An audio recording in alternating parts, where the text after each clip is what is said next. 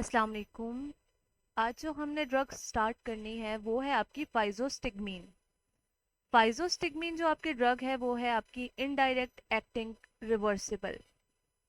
इस चीज़ को भी हम फर्दर डिस्कस करेंगे कि इनडायरेक्ट एक्टिंग और रिवर्सिबल का क्या मतलब है, लेकिन उससे पहले ना हम जनरल प्रॉपर्टी ऑफ फाइजोस्टिगमीन को देख लेते हैं। फाइजोस्टिगमीन एक नेचुरल एल्कलाइड है जो कि प्लांट से एक्सट्रैक्ट करते हैं। ठीक है, किससे एक्सट्रैक्ट करते हैं? बेसिकली ये हम प्लांट से एक्सट्रैक्ट करते हैं। किस प्लांट से? जिसको हम कहते हैं फाइजोस्टिगमीन विनोसम। ये एक एल्कलाइड है। एल्कलाइड ऐसे कंपाउंड्स को बोलते हैं जो नेचुरल ओरिजिन के हों और जिनमें नाइट्रोजन उनके अंदर प्रेजेंट हो। अब ये जो है ये आपकी क्या होती है? ये आपकी टर्शरी अमाइन है। टर्शरी अमाइन का क्या मतलब होता है? टर्शरी अमाइन का मतलब होता है कि ऐसा amine, amine basically NH2 group को बोलते हैं। तो टर्शरी अमाइन का मतलब है कि N के साथ जब चार बॉन्ड बने होंगे, ठीक है, तो उसे हम बोल देंगे टर्शरी अमाइन। ठीक है, ये आपकी जो ड्रग है वो इजीली एब्जॉर्ब हो जाती है जीआईटी से, ब्लड ब्रेन बैरियर को क्रॉस कर लेती है। और क्योंकि ये ब्लड ब्रेन ब्रेन बैरियर को क्रॉस कर लेती है तो ये आपके सीएनएस को, सेंट्रल नर्वस सिस्टम को भी स्टिम्युलेट करती है। ठीक है, स्टिम्युलेट करती है मतलब एक्टिवेट करती है। तो अब हम देख लेते हैं कि इसका मैकेनिज्म ऑफ एक्शन क्या है और इनडायरेक्ट एक्टिंग और रिवर्सिबल का मतलब क्या है। देखिए बेसिकली हमने ना एक साइनैप्स का स्ट्रक्चर पढ़ा था कि एक साइनैप्स होती है जो कि किसके दरमियान में होती है? साइनैप्स बोलते हैं इस जंक्शन को। ठीक है, ये जो जंक्शन आपको नजर आ रहा है ये आपका है साइनैप्स। अब इसी में ये एक है प्री साइनेप्टिक मेम्ब्रेन, एक है पोस्ट साइनेप्टिक मेम्ब्रेन या पोस्ट साइनेप्टिक न्यूरॉन। प्री वाले में एक केमिकल बन रहा है एक्सॉन टर्मिनल में, वेसिकल की फॉर्म में पड़ा है। जब इसे सिग्नल मिलेगा ये केमिकल रिलीज करेगा। ये केमिकल फिर फर्दर क्या करेगा? ये फर्दर केमिकल जो पोस्ट साइनेप्टिक मेम्ब्रेन पे ये आपके रिसेप्टर्स प्रेजेंट हैं उनके साथ जाके बाइंड करेगा और उस अगले सेल के भी एक्टिवेशन या डीएक्टिवेशन डिपेंड करता है, वो करवा देगा। ठीक है, अब होता कुछ यूं है कि आपका जो ड्रग्स इस रिसेप्टर पे डायरेक्टली बाइंड करती हैं, जैसे ये इस पिक्चर में शो हो रहा है कि ये जो ग्रीन कलर का मॉलिक्यूल है ये आके बाइंड हुआ और चैनल ओपन हो गया। तो अगर कोई ड्रग इस तरह डायरेक्टली आके रिसेप्टर पे बाइंड करती है तो उन्हें हम कहते हैं डायरेक्ट एक्टिंग ड्रग्स। ठीक है, उन्हें क्या कहते हैं? Direct acting. अगर कोई ड्रग इनडायरेक्टली, मतलब या तो देखें, अब यहाँ पे प्रोसेस क्या हो रहा है? वेसिकल निकल रहा है, रिसेप्टर पे बाइंड कर रहा है, इधर एक एंजाइम आ रहा है, मैंने पहले भी बताया था। एंजाइम क्या करेगा? इस जो ग्रीन कलर की बॉल है, न्यूरोट्रांसमीटर है, उसे दो पार्ट्स में डिवाइड कर देगा, जैसे यहाँ आपको शो हो रहा है। ये दो पार्ट्स में डिवाइड करेगा और फिर इसकी ऊपर वाले न्यूरॉन में रीअपटेक हो जाएगी। ठीक है, वापस से प्री साइनेप्टिक न्यूरॉन में वो वापस अंदर चला जाएगा। तो ये प्रोसेस होता रहता है। तो अगर कोई ड्रग रिसेप्टर पे बाइंड करने की जगह इस एंजाइम पे एक्ट करे, ठीक है, इस एंजाइम पे एक्ट करे और इसे डिग्रेड कर दे, इसे थोड़ी देर के लिए इसके काम को रोक दे, तो भी तो बात एक ही है। हमने करना क्या है? हमने करना यही है कि आपकी जो जिस तरह अभी हम सिंपैथोमिमेटिक ड्रग पढ़े हैं और हमने सिंपैथेटिक एक्टिविटी को इंक्रीज करना है, तो सिंपैथेटिक एक्टिविटी तभी इंक्रीज होगी जब ये जो पोस्ट साइनेप्टिक मेम्ब्रेन पे या पोस्ट साइनेप्टिक न्यूरॉन पे रिसेप्टर है वो एक्टिवेट रहेंगे। ठीक है, तो एक एक्टिवेशन का वे है कि यहाँ पर एसिटाइल कोलिन आके बाइंड कर ले और ये रिसेप्टर एक्टिवेट रहे। दूसरा मेथड ये है कि जो एंजाइम इस एसिटाइल कोलिन को डिग्रेड करता है और डी अटैच करता है इस रिसेप्टर से, उसको ब्रेक डाउन कर दिया जाए। तो जब उस एंजाइम को ब्रेक डाउन कर दिया जाता है तो अल्टीमेटली फिर आपकी ड्रग जो होती है एसिटाइल कोलिन, जो न्यूरोट्रांसमीटर है, वो इसके साथ बाइंड ही रहता है। इसके साथ बाइंड ही रहेगा तो ज़्यादा देर के लिए जो आयन चैनल है ओपन रहता है और पैरासिम्पैथेटिक एक्शन जो है, जो एक्टिविटी है, वो क्या हो जाती है? वो इंक्रीज हो जाती है। तो इस तरह से ये ड्रग आपकी काम करती हैं। तो इसलिए हम इन्हें बोलते हैं इनडायरेक्ट एक्टिंग, क्योंकि ये क्या कर रही हैं? ये बेसिकली आपके एंजाइम पे एक्ट कर रही है, रिसेप्टर पे डायरेक्टली एक्ट नहीं करी, मतलब इनडायरेक्ट स्टिम्युलेशन कर रही है, डायरेक्ट स्टिम्युलेशन नहीं करी। अच्छा, अब उसके बाद एक और वर्ड यहाँ पे लिखा हुआ था रिवर्सिबल।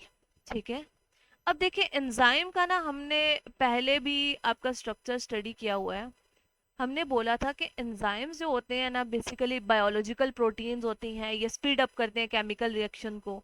हर एंजाइम की स्पेसिफिक शेप है। लेट्स से कि यहाँ पर हमारे पास एक एंजाइम है, उसकी ये वाली साइट है और एक ये वाली साइट है। ये जो ऊपर वाली साइट होती है इसे हम क्या कहते हैं, इसे हम बोल देते हैं बाइंडिंग साइट। जो इसकी बैक वाली साइट होती है उसे बोलते हैं एलोस्टेरिक साइट। ठीक है, अब ना कुछ ड्रग्स ऐसी होती हैं जो इसकी बाइंडिंग साइट पे बाइंड करेंगी। ठीक है, अभी हम ना एग्जांपल ले लेते हैं। अभी एंजाइम ने किसके साथ बाइंड करना था, सबसे पहले वो एसिटाइल कोलिन के साथ बाइंड करेगा। एसिटाइल कोलिन ना एग्जैक्टली इसमें फिट होगा। ठीक है, और वो इसे दो पोर्शंस में डिवाइड कर देगा और फिर ये इसका रीअपटेक हो जाएगा। लेकिन जब हम दूसरी ड्रग की बात करते हैं, जैसे फाइजोस्टिग्मिन ने आके इसी रिसेप्टर पे आके बाइंड करना है इसी एंजाइम के साथ। ठीक है, तो उस केस में क्या होगा, उस केस में ये होता है कि फाइजोस्टिग्मिन का ना स्ट्रक्चर एसिटाइल कोलिन से मिलता जुलता है, लेकिन वो कंप्लीटली इसमें फिट इन नहीं होता। वो सिर्फ क्या कर रहा है, वो आके इस एंजाइम के साथ बाइंड कर रहा है ताकि कुछ देर के लिए ये एंजाइम अपना फंक्शन करना बंद कर दे। अब ये इसमें बाइंड तो हो रहा है, लेकिन इसको जो एंजाइम है क्योंकि वो कंप्लीटली इसके साथ अटैच नहीं होता, तो यही रीजन है कि ये प्रोडक्ट में कन्वर्ट नहीं कर सकता एंजाइम इसको। ठीक है, तो प्रोडक्ट में नहीं कन्वर्ट करता, कुछ देर के लिए आके फाइजोस्टिग्मिन जो है वो आके आपके एंजाइम के साथ बाइंड कर देगी। और एंजाइम के साथ बाइंड करने के बाद क्या करेगी, आपका जो वो जो आइन जो एसिटाइल कोलिन की बाइंडिंग है वो रिसेप्टर पे ज़्यादा देर के लिए रहेगी और आपका आयन चैनल ज़्यादा देर के लिए ओपन रहेगा। ठीक है, अब उसके बाद जो है, अब क्योंकि हमने कहा ये रिवर्सिबल है, तो जब आपकी एसिटाइल कोलिन का लेवल आपके साइनेप्स में बहुत बढ़ जाएगा, बहुत इंक्रीज हो जाएगा, तो ऑटोमेटिकली ये जो फाइजोस्टिग्मिन ड्रग बाइंड थी आपके एंजाइम के साथ, ये डी अटैच हो जाती है। ये आपके एंजाइम से डी अटैच हो जाती है और एंजाइम आपका नॉर्मल फंक्शनिंग करना शुरू कर देता है। इसीलिए हम इसे बोलते हैं कि ये जो ड्रग है ये क्या किस तरह से एक्ट करती है, ये में रिवर्सिबल वे में एक्ट करती है। ठीक है, और कुछ टाइम के बाद जो एंजाइम की एक्टिविटी है वो वापस से रीस्टोर हो जाती है। ठीक है, दोबारा से एंजाइम काम करना शुरू कर देता है। लेकिन अब हम इसके बाद जो है फाइजोस्टिग्मिन के बाद एक ऐसे ड्रग पढ़ेंगे जो इरिवर्सिबल वे में काम करेगी। वो क्या करती है, वो बाइंडिंग साइट के साथ नहीं, वो आपकी एलोस्टेरिक साइट के साथ आके बाइंड कर जाती है। जब भी कोई ड्रग एंजाइम की एलोस्टेरिक साइट के साथ बाइंड करती है, तो वो उस एंजाइम के उसमें स्ट्रक्चरल चेंजेस कर देती है। ठीक है, तो एंजाइम्स का स्ट्रक्चर ही चेंज हो जाता है। जब एंजाइम का स्ट्रक्चर ही चेंज हो जाएगा तो वो फिर दोबारा से फंक्शनल जो उसकी फंक्शन करने की एबिलिटी होती है वो लूज कर देता है। ठीक है, और इस तरह एंजाइम जो है कंप्लीटली हमेशा के लिए क्या कर देती है, उसकी एक्टिविटी लूज हो जाती है। ठीक है, तो अब ऐसे ड्रग्स भी होती हैं जो इसे कम्प्लीटली क्या कर देती हैं, ब्लॉक कर देती हैं। ऐसे ड्रग्स को हम बोलते हैं कि ये कौन सी हैं, ये इनडायरेक्ट एक्टिंग इरिवर्सिबल ड्रग्स हैं। ठीक है, कि एंजाइम की एक्टिविटी दोबारा से रीस्टोर नहीं होगी। और इसमें फिर यही होता है कि जब तक आपकी बॉडी नया न्यू एंजाइम नहीं बनाती तब तक वो जो फंक्शन है वो आपका रिस्टोर नहीं होता। ठीक है, तो ये आपकी किससे रिलेटेड सारी इंफॉर्मेशन थी, ये थी आपकी डायरेक्ट एक्टिंग और इनडायरेक्ट एक्टिंग से। अब हम वापस से अपने कंटेंट पे आ जाते हैं। अब यहाँ पर जो नेक्स्ट चीज़ है वो आपका मैकेनिज्म ऑफ एक्शन था। मैकेनिज्म ऑफ एक्शन हमने देख लिया कि फाइजोस्टिग्मिन क्या करती है, रिवर्सिबली ब्लॉक करती है एसिटाइल कोलिन ईस्टरेज एंजाइम को। ठीक है, वो जो एंजाइम की हमने बात की उसका नेम क्या है, एसिटाइल कोलिन ईस्टरेज। तो फाइजोस्टिग्मिन एसिटाइल कोलिन ईस्टरेज के साथ बाइंड करेगी लेकिन रिवर्सिबली करेगी। ठीक है, मतलब दोबारा से वो रिस्टोर एक्टिविटी हो जाती है जब एसिटाइल कोलिन का लेवल बहुत बढ़ जाता है। उसके बाद क्या होगा, उसके बाद ये आपकी जो इसकी वजह से होता क्या है कि एसिटाइल कोलिन का रिस्पॉन्स बढ़ जाता है, इनहेंस हो जाता है। ठीक है, आपके इधर आपकी पोस्ट साइनेप्टिक रिसेप्टर्स पे, क्योंकि एसिटाइल कोलिन ज़्यादा देर के लिए बाइंड अप रहेगी आपके रिसेप्टर्स के साथ, ठीक है। तो इन दिस वे आपका फाइजोस्टिग्मीन अपना एक्शन परफॉर्म करता है। अब जो फाइजोस्टिग्मीन है इसके भी मस्करीनिक एक्शंस भी हैं और निकोटिनिक एक्शंस भी हैं, दोनों रिसेप्टर्स पे बाइंड करता है। और इसके अलावा जो न्यूरोमस्कुलर जंक्शन है उधर भी ये बाइंड कर सकता है, इसकी एबिलिटी है। इसका जो ड्यूरेशन ऑफ एक्शन है वो 2 to 4 आवर्स है। और ये ब्लड ब्रेन बैरियर को हमने अभी भी बात की कि ब्लड ब्रेन बैरियर को भी क्रॉस करता है और सीएनएस को भी स्टिम्युलेट कर देता है। अब थेराप्यूटिक यूजेस हम इसके देख लेते हैं कि ये कौन कौन से एक्शन परफॉर्म कर सकते हैं। तो ये आपकी जो ड्रग है इंक्रीज कर देती है इंटेस्टाइनल और ब्लेडल मोटिलिटी को। मतलब अब देखिए थेराप्यूटिक यूजेस में वही चीजें आएंगी जो पैरासिम्पैथेटिक हमने एक्शंस पढ़े थे जो इंक्रीज होते हैं, क्योंकि ये ड्रग पैरासिम्पैथोमिमेटिक है, पैरासिम्पैथेटिक एक्शंस को इंक्रीज करती है। तो जो टेबल में हमने जितने फंक्शंस पढ़े थे वो सभी इसमें इंक्लूड हो सकते हैं। तो ये क्या करेगी, जो जीआईटी की मोटिलिटी है उसको इंक्रीज कर देगी। आपकी ग्लोकोमा के ट्रीटमेंट में यूज होती है। अब ग्लोकोमा क्या है, ये आपकी ऐसी कंडीशन होती है जिसमें आपकी आईज के अंदर जो वाटर होता है, ठीक है, उसका प्रेशर इंक्रीज हो जाता है। तो इंट्राओक्यूलर प्रेशर जब बढ़ जाता है तो उसके ट्रीटमेंट में भी आपकी ये फाइजोस्टिग्मिन यूज होती है, ये उस प्रेशर को रिड्यूस करती है। उसके बाद क्या है, उसके बाद ये मायोसिस प्रोड्यूस करते हैं, ठीक है, स्पेजम के लिए भी यूज होते हैं। उसके अलावा फाइजोस्टिग्मिन जो है किसकी ट्रीटमेंट में यूज होगी, ओवर डोजेज अगर हो जाए एंटीकोलिनर्जिक ड्रग्स की, ठीक है। एक और बात आपने याद रखनी है कि जो आपकी कोलिनर्जिक्स होती हैं, कोलिनर्जिक्स कौन सी हैं, पैरासिम्पैथोमिमेटिक्स, ठीक है। इनके साथ हमने ऑपोजिट में एक और ड्रग्स पढ़ी थी, पैरासिम्पैथोलिटिक या एंटीकोलिनर्जिक्स, ठीक है। अब एंटीकोलिनर्जिक्स कौन सी होंगी, पैरासिम्पै अगर कोलिनर्जिक्स आपकी पैरासिम्पैथेटिक एक्टिविटी को इंक्रीज करती हैं तो एंटीकोलिनर्जिक्स आपके पैरासिम्पैथेटिक एक्शन को डिक्रीज करती हैं, ऐसे ड्रग्स होती हैं। तो अगर किसी ने वो ड्रग का ओवर यूज कर लिया जिसमें एट्रोपिन वगैरह आती हैं, वो अभी हम आगे पढ़ेंगे भी, तो उस केस में आप फाइजोस्टिग्मिन दे सकते हैं उसकी उस जितने भी सिम्टम्स हैं उनको रिवर्स करने के लिए। अब इसके एडवर्स इफेक्ट देख लेते हैं। एडवर्स इफेक्ट यही है कि जब हाई डोज में ये ली जाती है तो आपका कार्डिक आउटपुट क्या हो जाता है, बहुत ज़्यादा डिक्रीज हो जाता है, ठीक है। इवन के आपकी जो हो सकती है डेथ भी हो सकती है। उसके अलावा जो फाइजोस्टिग्मिन की पॉइजनिंग से रिस्पायरेटरी फेलियर होता है और उस केस में भी आपकी डेथ हो सकती है, ठीक है। तो ये इसके एडवर्स इफेक्ट है, बहुत ज़्यादा अब ओवरडोज हो जाए तब। नेक्स्ट जो ड्रग हमने पढ़नी है वो आपकी कौन सी है, वो आपकी है इकोथायोफेट। इकोथायोफेट में अब क्या है, ये इनडायरेक्ट एक्टिंग है और इरिवर्सिबल है। इसी ड्रग की हम अभी बात कर रहे थे कि ये जो आपके एंजाइम के साथ है ये कैसे बाइंड करेगी, ये उसके एलोस्टेरिक साइट पे बाइंड करेगी और उस पे कौन सा बॉन्ड बनाएगी, कोवलेंट बॉन्ड बनाएगी, ठीक है।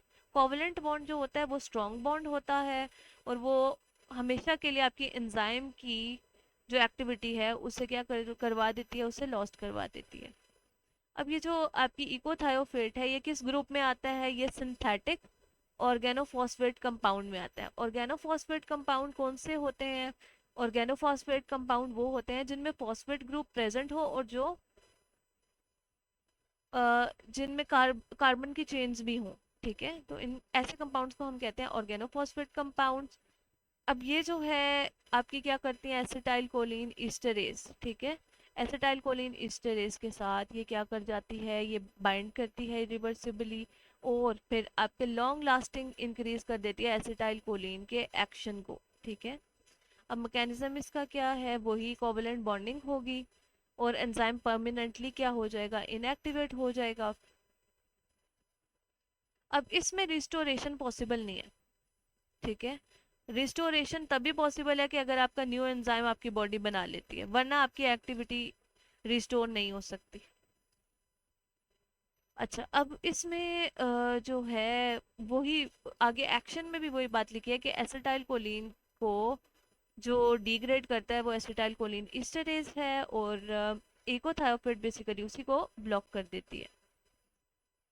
अच्छा, अब ये बोथ जो रिसेप्टर्स होते हैं ना आपके मस्करीनिक और निकोटेनिक, दोनों पे इसका एक्शन होता है। अब ये आपके जितने भी मस्कुलिनिक एक्शंस हैं जिनमें आपका मायोसिस आता है, सैलिवेशन, स्वेटिंग, ब्रेडिकार्डिया, वेजोडाइलेशन, और आपका क्या कर देती ये सारे जो है इसके क्या हो जाते हैं, ये इसके एडवर्स इफेक्ट्स में आ जाते हैं। ठीक है, जब बहुत ज़्यादा कंसंट्रेशन में अगर यूज़ कर ली तो मायोसिस का क्या मतलब होता है, मैंने बताया भी था आपको कि मायोसिस का मतलब होता है प्यूपिल कंस्ट्रक्शन। ठीक है, प्यूपिल का साइज डिक्रीज हो जाना, बहुत ज़्यादा सलिवेशन होना शुरू कर देना, सलाइवा की ओवर प्रोडक्शन हो जाती है। ब्रेडिकार्डिया कहते हैं डिक्रीज हार्ट रेट का के होने में। ठीक है, वेजोडाइलेशन, आपकी जो ब्लड वेसल्स हैं वो क्या हो जाती हैं, डायलेट हो जाती हैं, फैल जाती हैं, आपका ब्लड प्रेशर जो है डिक्रीज करना शुरू कर देता है। ठीक है, और एक और जो इसका इफेक्ट आता है, जब ये निकोटेनिक एक्शन इसका ज़्यादा हो जाए, एक्सेसिव, तो उसमें मसल ट्विचिंग हो जाती है। मसल ट्विचिंग मतलब बहुत ज़्यादा मस्कुलर कॉन्ट्रैक्शन स्टार्ट हो जाती है, एक्सेसिव, पूरी बॉडी में। और अगर उसके साथ साथ हम देखें तो ये आपके जो सेंट्रल इफेक्ट की बात करें, मतलब सीएनएस में इफेक्ट क्या आएगा, रेस्टलेसनेस और कंफ्यूजन कॉज करेगी। ठीक है, तो मतलब इसको, इस ड्रग को ना एज सच ना हम अवॉइड ही करते हैं। अवॉइड करने की रीज़न यही है कि इसके साइड इफ़ेक्ट्स बहुत ज़्यादा हैं और ये इरिवर्सिबली आपके एसिटाइल कोलिन एस्टरेज के साथ बाइंड करती है। ये सिर्फ कुछ कंडीशंस में यूज़ होती है, जैसे आई ड्रॉप्स की फॉर्म में। ठीक है, तो ऑफ्थेल्मिक सोल्यूशन है इसके अवेलेबल होता है, जो हम आई में इंस्टिल करते हैं। और यूज़ किस में होता है, यूज़ आपके ओपन एंगल ग्लोकोमा में यूज़ होता है। ठीक है, अच्छा, ये आपकी जो हमने ड्रग्स पढ़ी ये कौन सी थी, ये पैरासिम्पैथोमिमेटिक या कोलिनर्जिक एगोनिस्ट ड्रग थी। ठीक है, जो नेक्स्ट में हम ड्रग डिस्कस करेंगे वो कोलिनर्जिक एंटागोनिस्ट होंगी, और जिन्हें हम पैरासिम्पैथोलिटिक्स भी बोलते हैं। मतलब ये वाले ड्रग्स वो ड्रग्स हैं जो पैरासिम्पैथेटिक की एक्टिविटी को डिक्रीज कर देती हैं।